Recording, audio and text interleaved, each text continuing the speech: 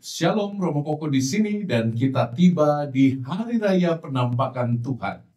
Seluruh bacaan yang akan kita dengar pada Ekaristi di Hari Raya yang istimewa ini akan mengantar kita semua pada permenungan yang mendalam tentang makna Kristus yang ditampakkan kepada semua bangsa. Maka untuk sejenak waktu, mari ambil kesempatan untuk hening. Mari kita ambil momen di mana Allah masuk berdiam di hati kita. Kita mohon rahmat Tuhan sebelum kita merenungkan firman Tuhan hari ini. Dalam nama Bapa dan Putra dan Roh Kudus. Amin. Ya Bapa Surgawi, bantulah kami pada hari ini dengan kuasa Roh-Mu yang kudus, supaya kami boleh merasakan hadirat firman. Firman yang menebus, firman yang memerdekakan, tapi juga firman yang menuntun kami. Semoga karena bimbingan Roh-Mu, kami dengan dewasa belajar berhadapan dengan firman-Mu dengan hati yang jujur dan terbuka. Kami mohon hadirlah dalam percakapan kami hari ini demi Kristus Yesus, Tuhan dan pengantara kami. Amin. Dalam nama Bapa dan Putra dan Roh Kudus. Amin. Teman-teman yang diberkati Tuhan, hari ini kita merayakan Hari Raya Penampakan Tuhan. 3 raja dari timur yang mewakili bangsa-bangsa di seluruh dunia, kini mendatangi Sang Juru Selamat, Sang Firman yang menjadi manusia dalam diri Kristus. 3 raja itu namanya Kaspar, Melkior, dan Baltasar. Dan 3 raja ini sekaligus juga merupakan simbolisasi yang sangat unik, karena ketika Kristus sudah dijumpai oleh seluruh bangsa dan ditampakkan kepada bangsa-bangsa dunia, kita juga sekarang mengundang Kristus itu untuk hadir dalam rumah kita. Maka dalam setiap Hari Raya Penampakan Tuhan, kita menurut tradisi gereja memberkati pintu rumah yang utama. Jadi rumahmu kalau ada pintu utamanya, itulah yang diberkati. Caranya sederhana kok. Jadi biasanya nama 3 raja itu disingkat CMB, yang juga membentuk akronim Christus Mansionem Benedicat. Kristus memberkati rumah ini. Jadi siapkan kapur, lalu kamu mulai berdoa.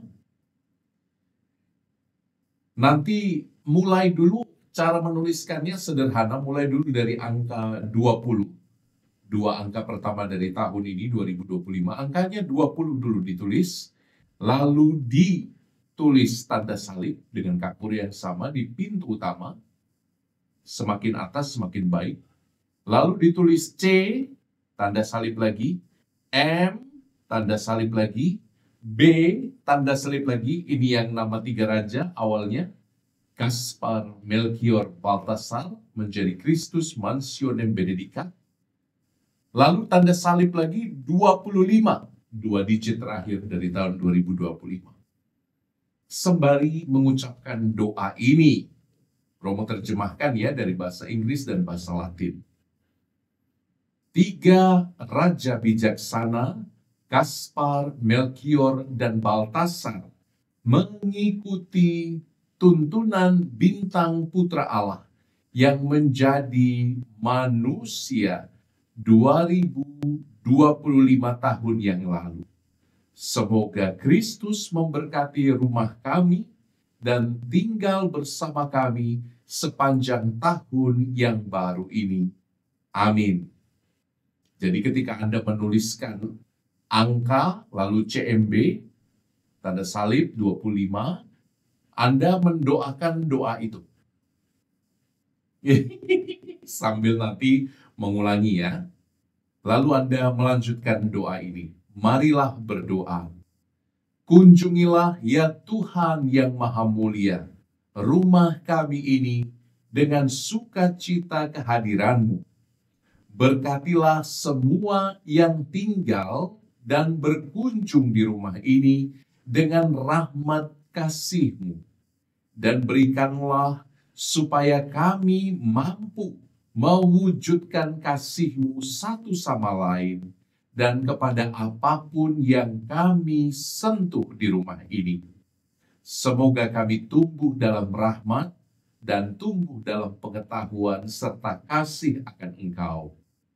Bimbinglah, jagalah, dan kuatkanlah kami di dalam damai-Mu, ya Tuhan Yesus Kristus, sekarang dan sepanjang segala masa. Amin. Lalu Anda membuat tanda salib dalam nama Bapa dan Putra dan Roh Kudus. Amin. Coba deh, ada banyak berkat yang gereja itu berikan dan sesuai tradisinya. Jadi ini praktek kesalehan yang sudah ribuan tahun dilakukan orang. Nama 3 Raja Kaspar, Melchior, Baltasar diubah menjadi doa Christus Mansionem Benedicat. Indah sekali bukan? Kristus memberkati rumah ini. Dan diharapkan kepala keluarga yang memberkati rumah itu. Supaya benar-benar fungsi imamat dari para bapa sungguh terlihat di dalam pemberkatan pintu-pintu rumah Anda. Anda menerima imamat umum, saya menerima imamat khusus untuk menjadi gembala bagi gereja. Tapi Anda yang menerima imamat umum, terutama para ayah, Anda punya karunia untuk mengembalakan keluarga. Maka jadilah gembala keluarga yang baik. Yang melindungi domba-domba di rumahmu dari serigala-serigala seperti ini. Pas. Teman-teman yang diberkati Tuhan, setelah kita belajar sedikit tentang tradisi memberkati pintu rumah yang utama dengan kapur suci, saya ingin melihat bagaimana Hari Raya Penampakan Tuhan ini sebenarnya adalah kelanjutan dari Roh Allah yang melayang-layang di atas muka bumi. Dikisahkan dalam kitab Kejadian, roh itu melayang-layang di atas muka bumi, memberkati, menjadikan segala sesuatu, dan mengurapi segala sesuatu. Saya yakin roh yang sama menggerakkan 3 Majus dari timur, yang sekali lagi mereka bukan orang Israel pastinya. Mereka datang dari tempat yang jauh, dari tempat yang berbeda-beda pula. Tetapi mereka dibimbing oleh Roh Tuhan untuk melihat tuntunan bintangnya. Bukan hanya mereka mengikuti bintang. Mereka berjerih lelah. Mereka berhadapan dengan Herodes yang agak amsyong itu. Tapi 3 raja itu bahkan mempersiapkan peti persembahan untuk diberikan sebagai tanda cinta bagi sang firman, bagi sang raja yang baru lahir. Indah sekali bukan bagaimana Roh Tuhan menggerakkan kita semua. Bahkan orang-orang yang pada zaman itu dianggap bukan orang-orang pilihan. Maka Tuhan bisa bekerja lewat banyak jalan. Orang yang tampaknya punya banyak masalah pun bisa jadi saluran berkat. Orang yang tampaknya beriman berbeda pun bisa menjadi saluran berkat untuk kita. Maka alih-alih kita berfokus pada perbedaan antar kita, mari kita berfokus pada tuntunan bintang. Mari kita berfokus untuk menjadi bintang itu sendiri supaya orang yang belum mengenal Allah dengan bantuan teladan perihidup yang mulia, indah, dan kudus dari kita yang sudah mengenal Allah, juga sampai pada Yesus. Butuh keberanian besar bagi orang-orang yang mencari. Butuh keberanian besar bagi orang-orang yang berusaha menemukan kebenaran untuk sampai pada Yesus. Anda yang mungkin lahir dari kecil sudah Katolik, bahkan dari perut Anda sudah Katolik, kayak Romo. Mungkin kita tidak akan bisa sepenuhnya mengerti mengapa ada orang-orang agnostik misalnya. Orang-orang yang dengan akal budi menyaksikan keberadaan Tuhan. Tapi saya lalu teringat pada apa yang dikatakan oleh Paus Benediktus ke-16 Paus Benediktus ke-16 mengatakan, lebihlah indah seorang agnostik yang bukan yang tidak percaya, yang masih mencari kebenaran akan Tuhan, karena mereka berusaha untuk mengenali kebenaran Tuhan, daripada orang Katolik yang buta imannya, daripada orang Katolik yang tidak menggunakan akal budinya untuk mengenal iman. Maka ayo kita belajar seperti tiga raja. Kita belajar untuk menggunakan akal budi, membaca tanda-tanda zaman. Sembari juga kita belajar untuk menjadi saksi kasih, menjadi tuntunan bintang itu sendiri dalam hidup kita. Teman-teman yang diberkati Tuhan, saya merasa kalau menjadi tiga raja itu, kita harus siap melewati malam-malam gelap. Karena bintang itu kan hanya bisa dilihat pada saat malam. Kita harus berani berjalan melewati lembah kekelaman diri kita masing-masing. Bukankah ketika kita melewati malam gelap jiwa itu, kita punya kesempatan lebih besar untuk melihat terang bintang itu? Jangan berfokus pada sekeliling. Naiklah ke atas. Sama seperti para majus. Membiarkan kekelaman jalan yang kadang-kadang tidak ada solusi. Membiarkan kegelapan yang kadang-kadang membutakan hidup kita sebagai dorongan untuk naik ke atas. Lihat tuntunan Allah. Dan bukan hanya di situ, mereka berjalan, mereka berusaha. Mereka berusaha untuk sampai pada sang Raja baru. Romo berharap hari raya penampakan Tuhan bagi keluargamu menjadi kekuatan baru.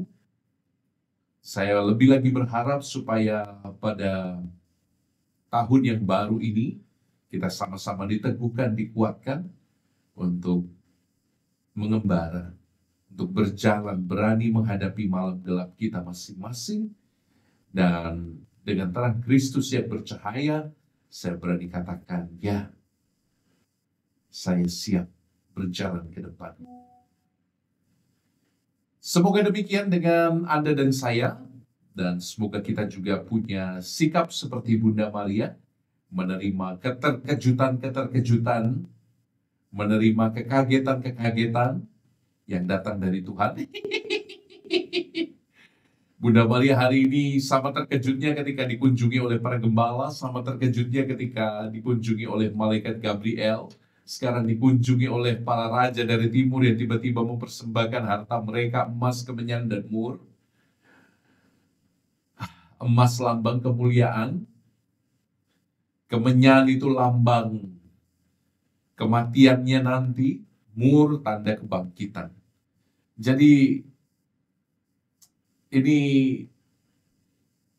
sesuatu yang sangat mendalam, yang hanya bisa diresapkan oleh Bunda Maria di dalam hatinya.